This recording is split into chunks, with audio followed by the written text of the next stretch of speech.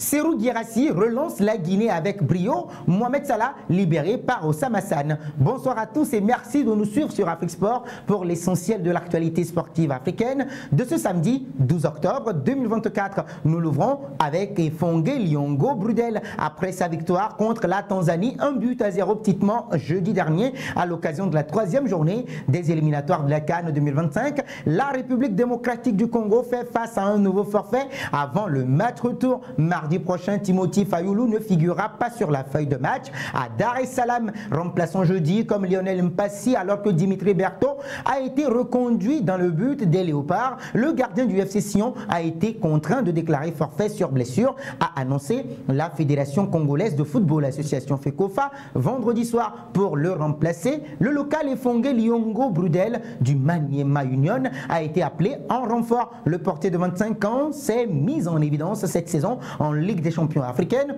3 clean sheets en 3 matchs et il glane ainsi sa première convocation en A après avoir fréquenté les U23 après le défenseur Axel Touanzebe remplacé par Peter Kiozo et l'ailier Shadrack Akolo. Il s'agit du 3e forfait dans la liste du sélectionneur Sébastien Desabre, vainqueur de leurs 3 premiers matchs.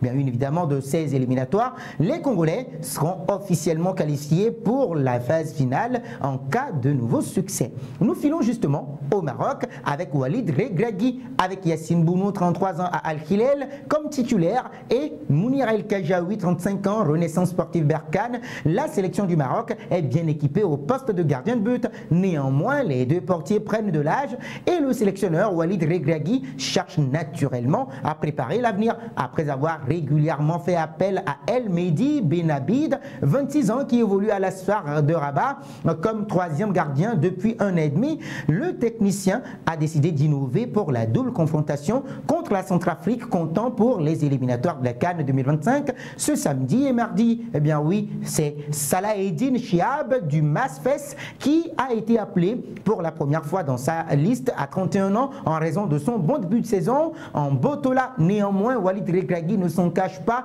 il recherche surtout une solution jeune et d'avenir. Nous recherchons un jeune gardien à fort potentiel, a lancé le demi-finaliste de la Coupe du Monde 2022 vendredi dernier en conférence de presse d'avant-match. Même si Mounir et Yassine sont en forme, c'est une piste sur laquelle nous travaillons. Dans ce cadre, le sélectionneur des Lions de l'Atlas a tenu justement à saluer les débuts de Ryan Azouag, récemment devenu le plus jeune gardien de l'histoire du championnat marocain en débutant avec l'IR Tanger à seulement 17 ans. Ce n'est pas facile de lancer un portier à 16 ou 17 ans. Nous attendons que les entraîneurs fassent confiance justement aux gardiens. Je tiens à remercier ici même Hillel Et Taher, l'entraîneur de Tanger, d'avoir fait confiance à un gardien de 17 ans. C'est un poste important, a soutenu justement Walid Regragui, qui garde certainement un œil sur le jeune talent, possiblement en vue de la Coupe du Monde 2030 co-organisée avec l'Espagne et le Maroc et le Portugal. Alors, un tour en Algérie avec Mohamed Farsi. L'équipe d'Algérie perd un élément avant son déplacement à Lomé au stade de Kégué dans le cadre du match retour contre le Togo mardi prochain pour la 4e journée des éliminatoires de la CAN 2025.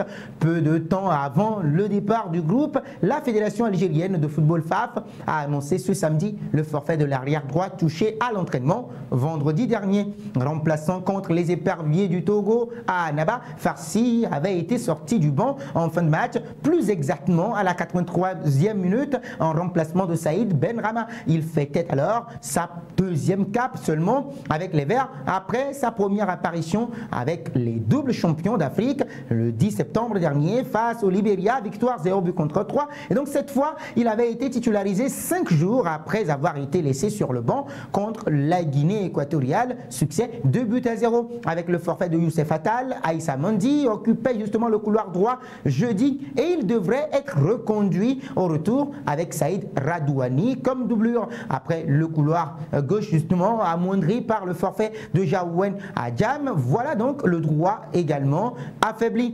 Pour rappel, en cas de nouveau triomphe de cette double confrontation avec le Togo, l'Algérie 9 points sur 9 avant le coup d'envoi fera partie des premières nations à valider sa qualification pour pour la CAN 2025 et ce à 2 journées de la fin des éliminatoires. La suite de ce JT Foot avec Mohamed Salah, la star de l'équipe d'Égypte, a quitté le rassemblement des pharaons d'Égypte après la victoire contre la Mauritanie 2-0 ce samedi. Buteur samedi soir justement au stade international du Caire dans le cadre du match aller de la double confrontation avec la Mauritanie pour les 3e et 4e journées des éliminatoires de la Coupe d'Afrique des Nations qu'abrite le Maroc.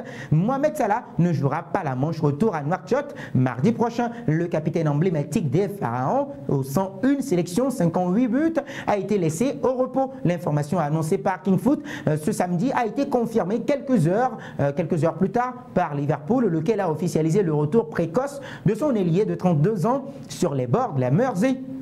Selon King Foot, le gaucher a discuté avec son sélectionneur Oussama Hassan et donc oui, les deux hommes ont ainsi convenu de libérer le joueur de la prochaine opposition face au Mourabitoun, solide leader de son groupe C avec 9 points pris sur 9. L'Égypte est quasiment qualifiée pour la phase finale de la CAN 2025. Bah oui, un résultat nul suffira au coéquipier d'Omar Marmouche pour faire partie de la vague des premiers qualifié au tournoi à 2 journées de la fin des éliminatoires, possiblement en compagnie de l'Algérie, de la Côte d'Ivoire, de la République démocratique du Congo ou encore du Maroc, si tant est qu'ils décrochent le point qui suffira à leur bonheur. Mohamed Salah reprendra la compétition le 20 octobre prochain à l'occasion du choc de l'English Premier League contre Chelsea, comptant pour la 8e journée de Premier League. Ce début de saison est placé sous le signe de la renaissance pour le principal intéressé, leader de la Premier League avec les Reds de Liverpool, après une saison 2023-2024